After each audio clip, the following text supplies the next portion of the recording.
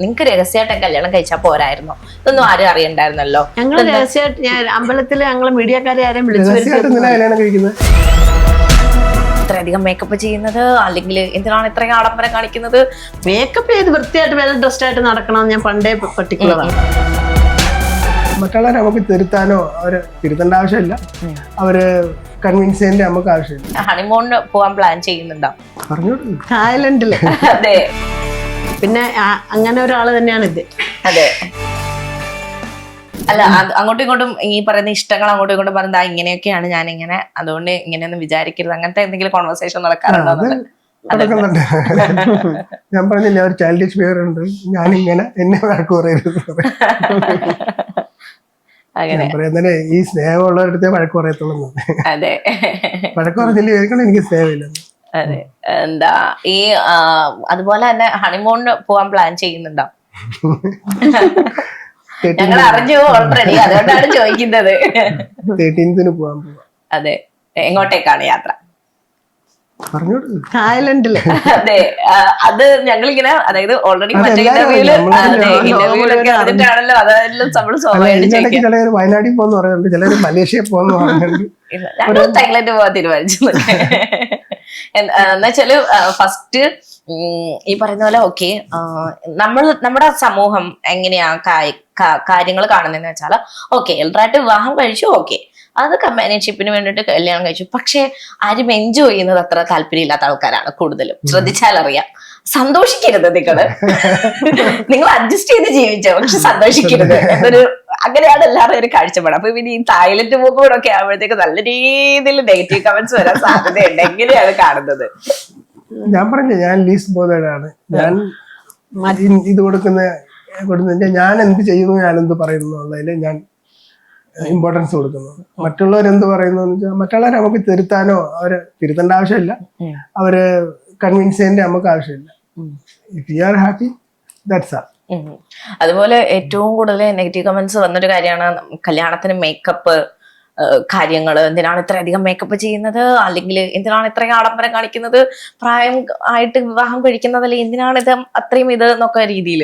എന്തായിരുന്നു അതിന് പിന്നിലുള്ള കാര്യം? അതായത് നോർമൽ ഒരു വിവാഹം പോലെ വേണമെന്ന് ആഗ്രഹിച്ചിരുന്നു? അതിന്റെ നോർമൽ ഉള്ളൊരു വിവാഹം പോലെ ഒരു ആഡംബരം ഇല്ലാതെ വളരെ ലളിതമായിട്ട് അമ്പലത്തിൽ വെച്ച് വളരെ കുറച്ച് ഞങ്ങളുടെ രണ്ടുപേരുടെയും ഏറ്റവും അടുത്ത ബന്ധുക്കളും മക്കളും മാത്രം, മക്കളും മരുമക്കളും മാത്രം അടങ്ങുന്ന ഒരു വിവാഹമാണ് ഉദ്ദേശിച്ചത്. അങ്ങനെ തന്നെയാണ് നടന്നത്. പിന്നെ എന്റെ മക്കള് ഒരു മേക്കപ്പ് ആർട്ടിസ്റ്റിനെ വിളിച്ചു ചെയ്തു. അത് പക്ഷെ ഇച്ചിരി ഓവറായി പോയോന്ന് എനിക്കറിയില്ല. പക്ഷെ മേക്കപ്പിന് ഒരു ബ്യൂട്ടീഷ്യനെ വിളിക്കുമ്പോ അവരുടെ കയ്യിലാണല്ലോ പിന്നെ നമ്മള്. അതെ, അതെ.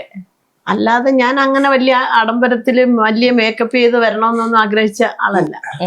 മേക്കപ്പ് ഒന്നും ചെയ്യാൻ ആഗ്രഹിക്കുന്ന ആളല്ല. മേക്കപ്പ് ചെയ്ത് വൃത്തിയായിട്ട് വെൽ ഡ്രസ്ഡ് ആയിട്ട് നടക്കണം ഞാൻ പണ്ടേ പർട്ടിക്കുലറാണ്. ആ കാര്യത്തില് വളരെ ശ്രദ്ധിക്കാറുമുണ്ട്. പിന്നെ അങ്ങനെ ഒരാള് തന്നെയാണ് ഇത്. അതെ, എപ്പോഴും ഭംഗിയായിട്ട് നടക്കണം എന്നുള്ള, അത് നമ്മുടെ ഒരു ഐഡന്റിറ്റിയെ ബാധിക്കുന്ന കാര്യമാണല്ലോ. നമ്മള് വെൽ ഡ്രസ്ഡ് ആയിട്ട് ഇരിക്കാന്ന് വെച്ചാൽ നമുക്ക് നമ്മുടെ ഒരു, ഞാൻ ആക്ച്വലി പറഞ്ഞ സ്വന്തം അറിയാവുന്ന മേക്കപ്പ് ചെയ്താൽ മതി, പുറത്തുനിന്ന്. പക്ഷെ അന്ന് കല്യാണത്തിന്റെ അന്ന് തനിയെ മേക്കപ്പ് ചെയ്യാൻ ചിലപ്പം സാഹചര്യം അവിടെ പറ്റിയെന്ന് വരില്ല. അതുകൊണ്ടാണ് ഒരാളുടെ ഹെൽപ്പ് നമ്മൾ ആവശ്യപ്പെട്ടത്. അപ്പൊ അത് വലുതായിട്ട് അങ്ങനെ എന്താണെന്ന് എനിക്ക് മനസ്സിലായില്ല. ഇത്തിരി കൂടുതലായി പോയെന്ന് എനിക്ക് അറിഞ്ഞൂടാ. മാം ഓക്കെ ആയിരുന്നല്ലോ അല്ലേ? എനിക്ക് അങ്ങനെ കുഴപ്പമൊന്നുമില്ല. അതെ, അപ്പൊ പിന്നെ ബാക്കിയുള്ള ആരുടെയും കാര്യം നോക്കണ്ട എന്നുള്ളതേ ഉള്ളൂ അല്ലേ?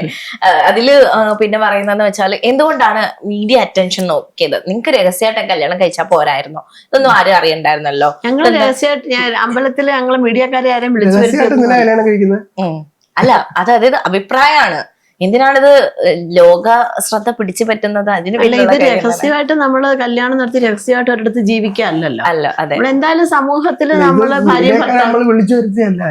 അതെ, അല്ല അവര് എങ്ങനെ മരുമോൻ ഈ ഫീൽഡിലുള്ള ആളാ. അതെ, അങ്ങനെ അറിഞ്ഞ് പുള്ളി ഒരാളുടെ പറഞ്ഞോളൂ. അപ്പൊ അത് പിന്നെ പലരും അറിഞ്ഞ് മീഡിയ ഒരാള് പബ്ലിഷ്, പിന്നെ ഒരുപാട് ക്യാമറയായിട്ട് നമ്മുടെ മുമ്പിൽ വരുമ്പോഴാണ് മീഡിയ ആണെന്ന് പോലും നമ്മൾ അറിയുന്നത്. അതിനു മുമ്പ് നമ്മുടെ ക്യാമറാമാൻ ആണെന്നാണ് വിചാരിച്ചത്. നമ്മുടെ ബാക്കി മൊബൈലോണ്ടാണല്ലോ എല്ലാം എടുക്കുന്നത്. അവരുടെ ഫ്രണ്ട്സ് എടുക്കുന്ന ഞാൻ കരുതിയുള്ളൂ. ഒരു ക്യാമറ ഉണ്ടായിരുന്നു നമ്മൾ അറേഞ്ച് ചെയ്തത്, അയാളെ ഫോക്കസ് ചെയ്യണ്ടോ. അന്നേരം പിന്നെ പതുക്കെ പതുക്കെയാണ് ഇവരുടെ ചോദ്യം വന്നപ്പോഴാണ് മനസ്സിലായത് ഇവര് അതെ മീഡിയ ആണെന്ന് മനസ്സിലാവുന്നത്. അത് മനസ്സിലായി കഴിഞ്ഞപ്പോ ഒരു ടെൻഷൻ ഉണ്ടായിരുന്നു? ഇല്ല, ഒരു ടെൻഷനും ഇല്ല. നമ്മള് കാര്യങ്ങൾ ഞങ്ങൾ ഇത്രയും പ്രതീക്ഷിച്ചില്ലായിരുന്നു. അന്നേരം ഈ എല്ലാരും അന്നേരം തന്നെ ലൈവായിട്ട് അറിഞ്ഞോണ്ടിരിക്കുകയാണ്. എല്ലാരും കല്യാണം ലൈവായിട്ട് കണ്ടോണ്ടിരിക്കുക. നമ്മള് പലരെയും വിളിച്ചിട്ട് ഇൻവൈറ്റ് ചെയ്തില്ലായിരുന്നു. അന്നേരം അവരെല്ലാം കണ്ടിട്ട് സർപ്രൈസ് ആയിട്ട് ഉടനെ അതെ മെസ്സേജ് ഇടുന്നതും എന്നുവെച്ചാൽ ആർക്കും ഫോട്ടോ എടുത്ത് അയക്കാൻ നമ്മള് ഫോട്ടോ ഇതുവരെ കിട്ടിയിട്ടില്ല. നമ്മളെ ഫോട്ടോഗ്രാഫേഴ്സ് എടുത്ത ഫോട്ടോസ് ഒന്നും കിട്ടിയിട്ടില്ല. കണ്ടത് സോഷ്യൽ മീഡിയ വന്നതാണ്. അന്നേരം നമ്മൾ പറയുന്ന എല്ലാരും എല്ലാം കണ്ടു. അതെ.